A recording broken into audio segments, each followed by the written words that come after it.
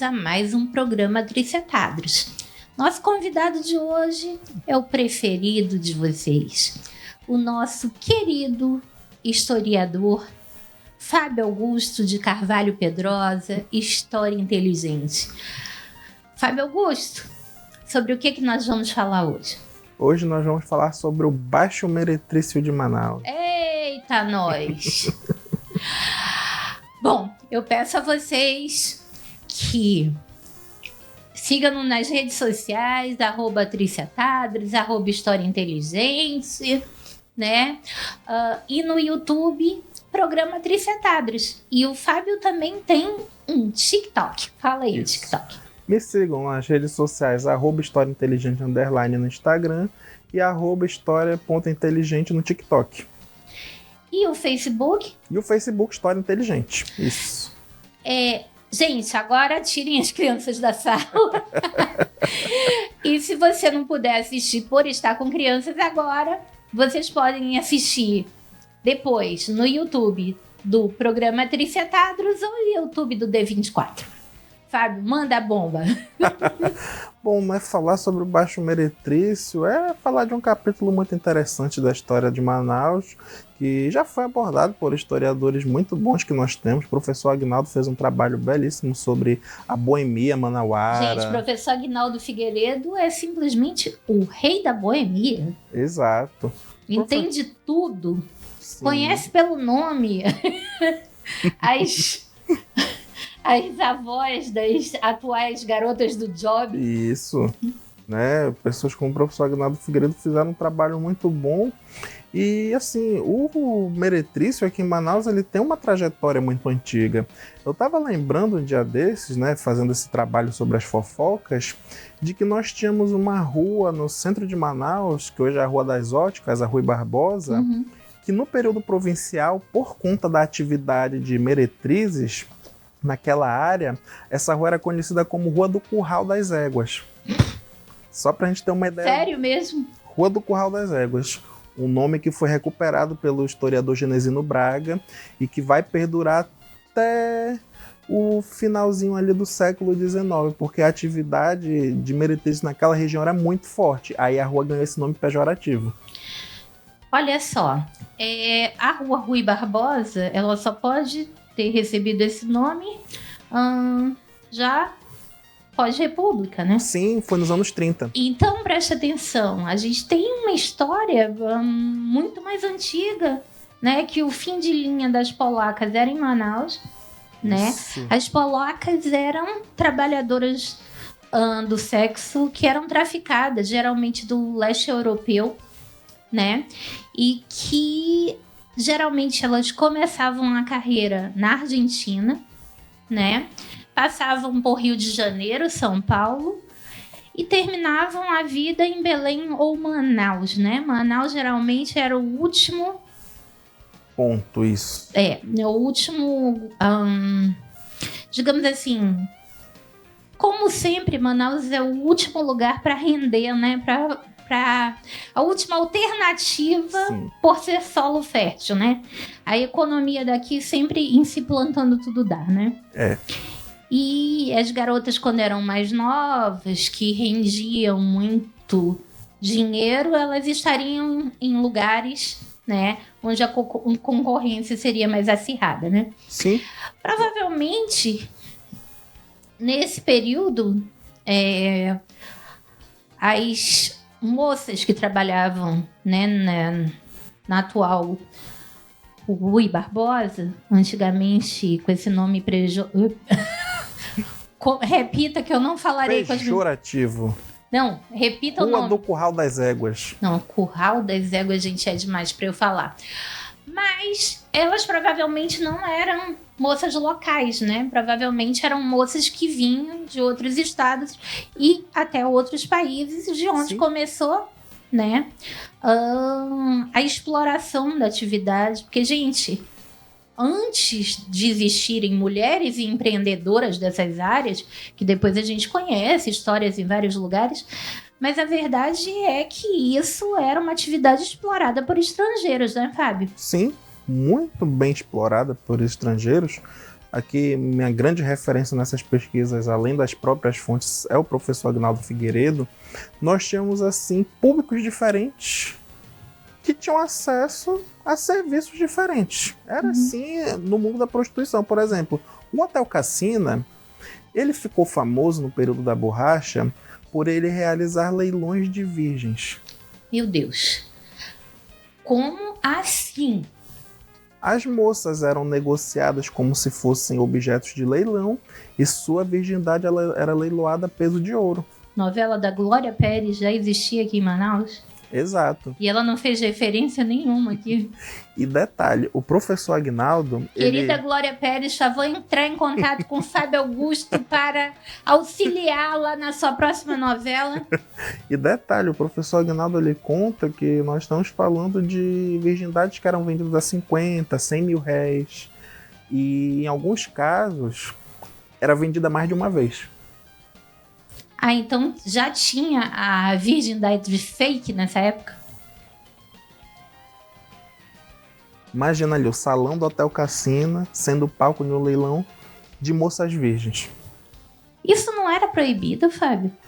Aquela coisa, o que é que a gente percebe? A professora Iraildes Caldas fez um estudo sobre o tráfico de mulheres na Amazônia. Sim. O que é que acontece? O poder público tentava proibir. Só que ele acabava muitas vezes lucrando com essa prática.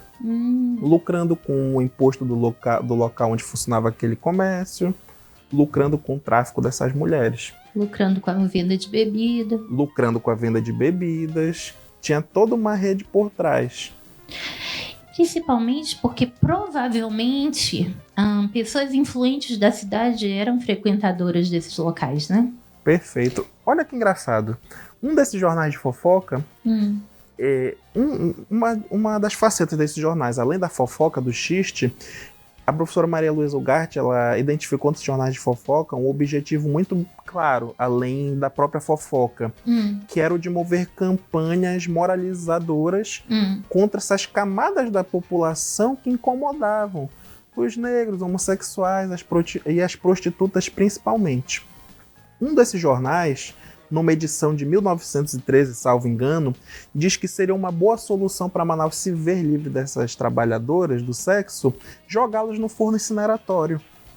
Só que ele diz o seguinte: como é que a gente vai conseguir acabar com isso se tem gente da alta participando desse negócio? Gente, que louco! O jornal incitava o crime? O jornal incitava. Por exemplo, em 1912, a Marreta moveu uma campanha assim ferrenha contra os homossexuais da cidade. E eles deram uma solução. Quem quiser acabar com a homossexualidade em Manaus, por que não pega todos eles e joga eles numa ilha para eles fazerem trabalhos forçados? Era esse tipo de discurso dessas folhas, para além da fofoca. Mas a ilha, ainda assim, teria uma vida, né? Agora, forno é uma atitude meio nazista, né? Sim, sim. Uma coisa muito complicada. E as meninas faziam bem, né? Alegravam tanta gente da alta sociedade, das sociedades mais... Se não fossem, né? Objeto de alegria de tanta gente, não estariam presentes até hoje, né? Sim, e aquela coisa que a gente falava, para os diferentes públicos, o Márcio Souza ele aborda isso muito curiosamente na obra Breve História da Amazônia, quando ele fala sobre o ciclo da borracha. Ele fala que a prostituição ela atingia de 3 formas os homens da cidade. Para os ricos, as polacas. Para a classe mais... média, tinha aquelas ali da região central, ali Rua Demétrio Ribeiro, Rua da Independência, Itamaracá. Traduz aí o que é Rua Demétrio Ribeiro, para as pessoas saberem. Rua Demétrio Ribeiro, atual Visconde de Mauá, e Rua da Independência, atual Frei José dos Santos Inocentes. E olha só que curioso, para quem ficava o pior? Para o seringueiro. O Márcio Souza disse quais eram as mulheres que trabalhavam como meretrizes nos seringais. Não tenho ideia. As bem idosas, aquelas que já estavam assim, fim de carreira. Fim de carreira. Fim de carreira. E digamos assim, a mediana para as pessoas de classe média eram o quê? As medianas nós tínhamos, as que vieram de outros estados. Uhum. Nós tínhamos também trabalhadoras locais já. Já tínhamos uma geração de gente da terra trabalhando no job. Sim, olha que legal. No Arquivo Público do Estado do Amazonas, ali na Bernardo Ramos, nós temos um livro de registro com fotografias dessas mulheres, um livro de registro que era levantado pela intendência, que traz toda a vida pregressa delas. Quais eram as mulheres que atuavam como prostitutas em Manaus? Tínhamos peruanas, colombianas, tinha amazonenses, tinham cariocas, tinham mulheres de várias partes trabalhando como prostitutas aqui em Manaus. Sim, mas assim, o que me causou surpresa é que naquela época, como a sociedade era tão pequena, para que os amazonenses trabalhassem nessa área, provavelmente eram órfãos ou qualquer coisa parecida, porque Sim. a família não iria permitir, né? Existia um patrulhamento muito grande das famílias nessa época. Temos registro disso nesse documento do Arquivo Público, quando conta a vida pregressa. Olha só, eu tô quase lendo cartas aqui. Minha bola de cristal. Eles contam, a intendência fazia uma ficha bem detalhada, contar a moça órfã, não tem mais os pais, vive em condições precárias, precisou começar a trabalhar para sobreviver, atua em rua tal, cobra preço tal, e uma forma bem invasiva do que a prefeitura fazia, deixava registrado todas as doenças que aquelas moças tinham. Isso aí não é uma coisa exatamente invasiva daqui da intendência. Isso aí era uma prática sanitária a nível mundial, né? Sim, sim. Eu vou pedir intervalinho comercial e a gente volta já já falando mais sobre esse assunto picante com Fábio Augusto, História Inteligente. A gente volta já.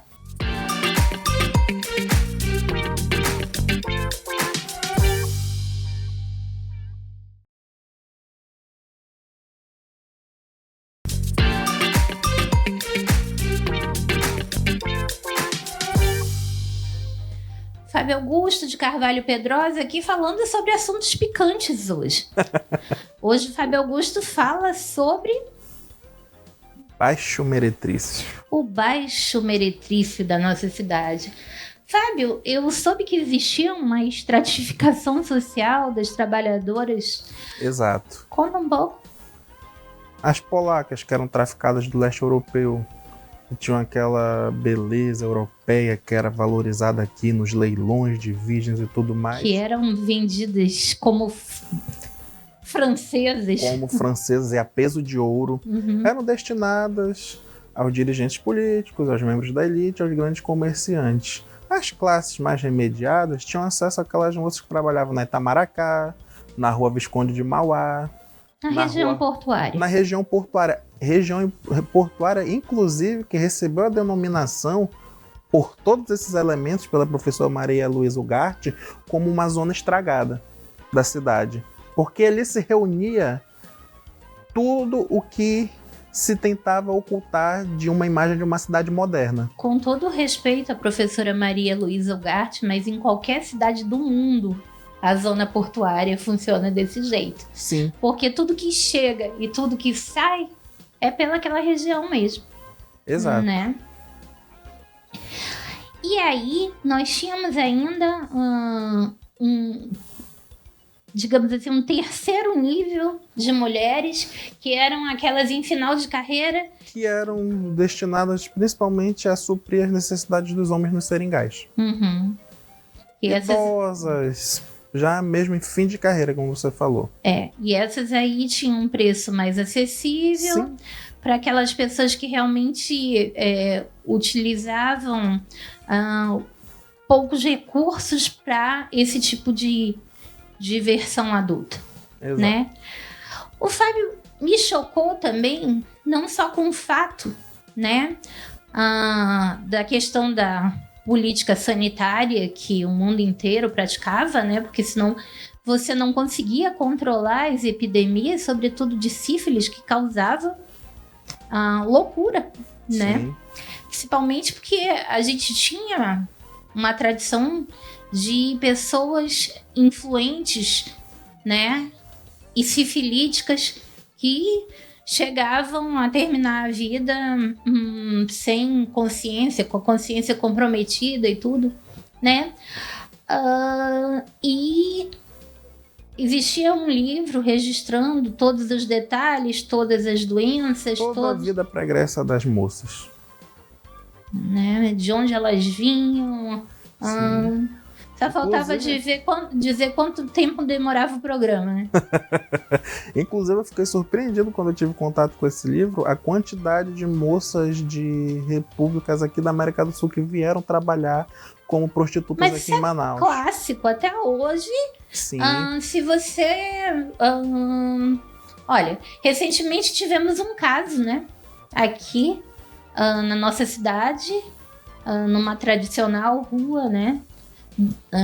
Que presta esses serviços, onde o contratante dos serviços quebrou o quarto por ter ficado insatisfeito com o serviço da moça. Agora pergunto eu o que é ficar insatisfeito com o serviço de uma moça dessa, porque eu acho que já está muito claro que tipo de serviço ela vai prestar, né? Isso. Eu acho que não tem assim muito.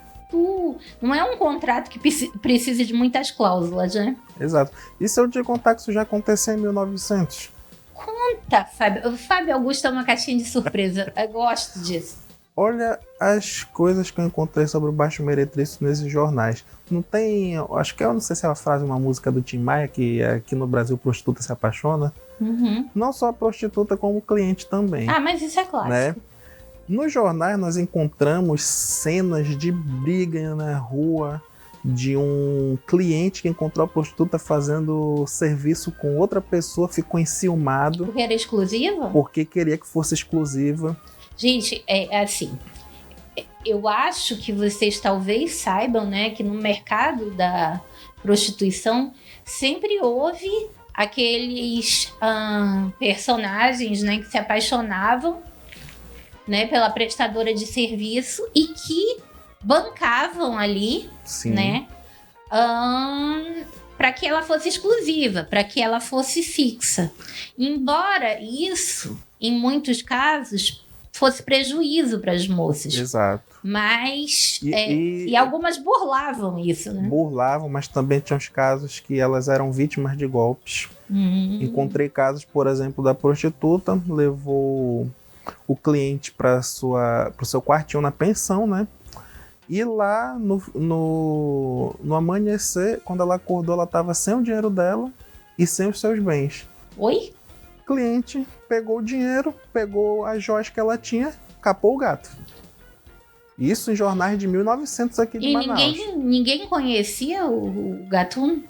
Não encontrei o desfecho da história, mas que a moça foi surrupiada. Coitada.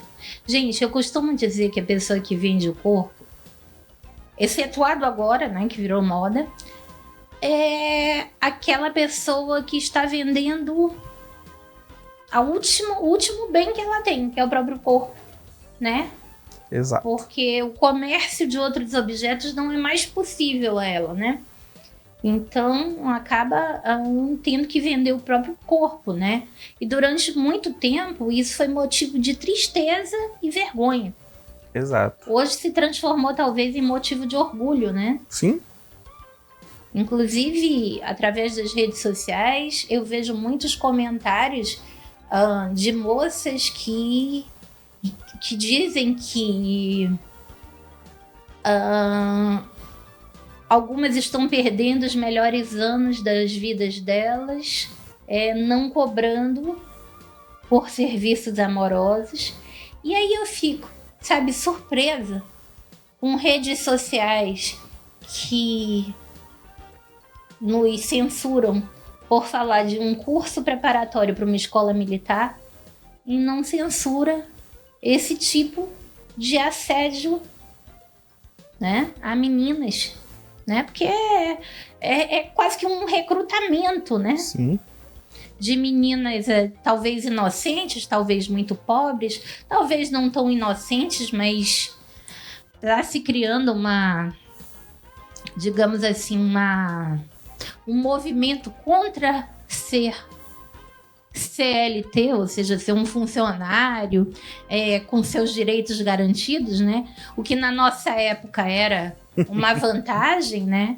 Você imaginar que você tinha seus direitos garantidos, direito à aposentadoria, direito à saúde, porque o SUS veio ser universal depois da Constituição de 88, né?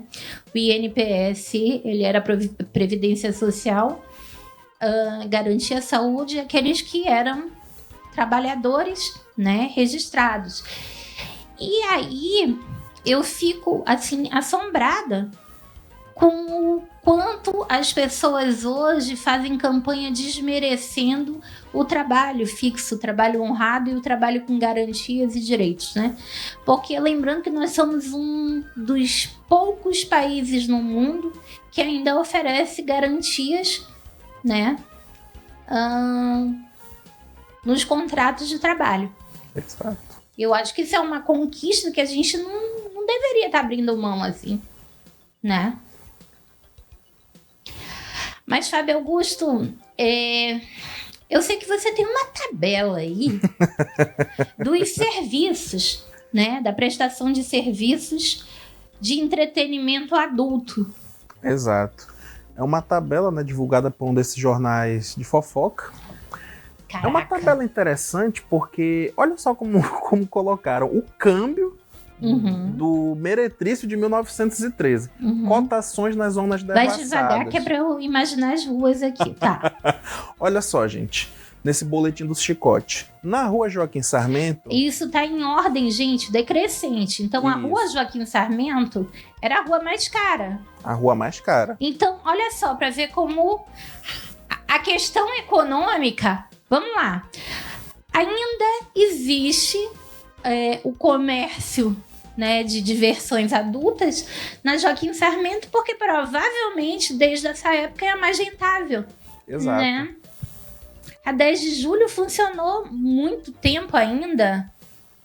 Por muito tempo ainda conheci uns lugares, quer dizer, eu não conheci, eu não entrei, né? Mas a gente via ali do teatro, né? Uns locais que ainda funcionaram por lá. José Clemente. José Clemente já desconheço. Na José Clemente nós temos um motel muito famoso que possivelmente tem um histórico de encontro, desses tipos de encontro, que é o Chavante. Nunca ouviu falar? Chavante? Onde que fica? Na José Clemente, ele fica próximo do Museu Eduardo Ribeiro. Ah, lá pra baixo, né? É. Não é dessa época, mas só pelo fato dele estar na rua já é um indício dessa tradição. O Chavante, então, era um hotel de alta rotatividade. Até hoje. Até hoje. É porque nós tínhamos um hotel bem frequentado ali na José Clemente, do outro lado, né? Eu me recordo que já estava assim nos últimos suspiros quando eu era criança, que era bem tradicional e não era de hóspedes mesmo. Epaminondas era o fim do mundo, né? Era perto do cemitério. R$4.100. Olha a Itamaracá. A Itamaracá, meu querido. A Itamaracá forever. É. Fábio Augusto, eu acho que a gente vai ter que abrir outra, né? Prosseguir isso num próximo programa, porque o nosso tempo está terminando e eu acho que nós temos muito mais o que comentar a respeito disso. Com certeza. Então eu vou pedir a vocês para continuar assistindo a esse assunto no próximo programa, porque o assunto é extenso, né? E a gente não sabia que o centro de Manaus era tão animado no passado. No próximo programa a gente continua. Fiquem com Deus.